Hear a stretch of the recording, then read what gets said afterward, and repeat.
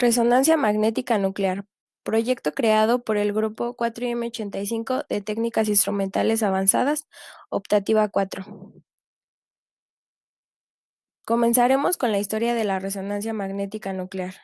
En los años 20, un suceso importante fue escuchar por primera vez sobre conceptos de spin electrónico y momento magnético del electrón, por Esther Gerlach. Para 1939, Isidor Rabi desarrolló las técnicas de haces moleculares y constituyó la primer medición del momento magnético. En 1946, Felix Bloch desarrolló nuevos métodos de la medición precisa de efectos magnéticos nucleares junto con Edward Mills. Edwin Hahn demostró que usando secuencias de pulsos se generaban ecos de spin. En España se comienza a utilizar los primeros espectrómetros de resonancia magnética nuclear, los cuales eran de 60 MHz. Mejorando la calidad de los espectrómetros, estableciendo campos estables que permitían medir protones a 100 MHz. En 1966 se construyen imanes permanentes de solenoide, con campos estables de 220 MHz. Un grupo de investigadores de la Universidad de Arwen en Escocia publican la primera imagen de resonancia magnética nuclear del cuerpo de un ratón. Para años posteriores y en la actualidad, el campo magnético homogéneo ha aumentado por encima de 900 MHz para protón. Ahora veremos los tipos de resonancia magnética nuclear. Uno de ellos es el espectrómetro de resonancia magnética nuclear con onda continua, el cual es semejante en principio a los instrumentos ópticos de absorción. Otro tipo es el espectrómetro de resonancia magnética nuclear de pulsos o de transformada de Fourier, donde la muestra se irradia con impulsos periódicos de energía que atraviesan la muestra perpendicularmente. La resonancia magnética nuclear multidimensional da la posibilidad de excitar la muestra con uno o más pulsos de radiofrecuencia. Las partes del espectrómetro de resonancia magnética nuclear son un transmisor de alta potencia capaz de operar con pulsos de muy corta duración.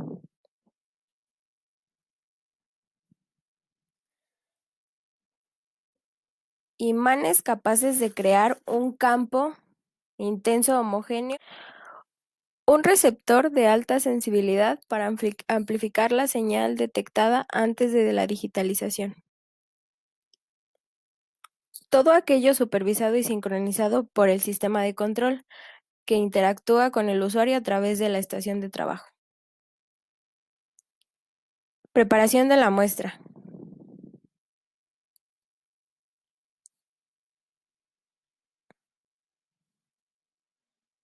La muestra típicamente se compone de un soluto y un solvente. El solvente es usualmente deuterado. Con una pipeta Pasteur se dispone una cantidad apropiada de solución, 0.6 a 0.7 mililitros. Actualmente la resonancia magnética nuclear es utilizada en distintos sectores o áreas industriales.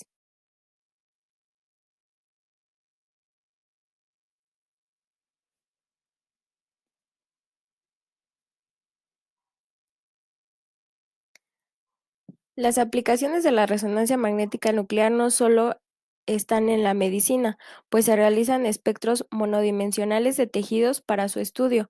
Así detectamos agua en posiciones concretas del tejido.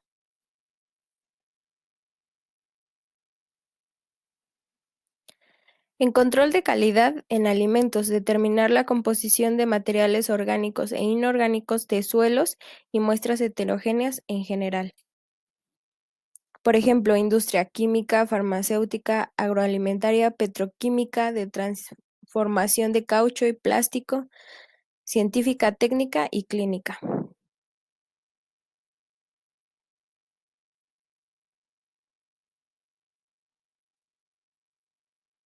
para el diagnóstico y pronóstico molecular en clínicas, identificación y cuantificación de compuestos orgánicos y organometálicos. Ejemplos específicos como análisis no destructivo de la composición del caviar.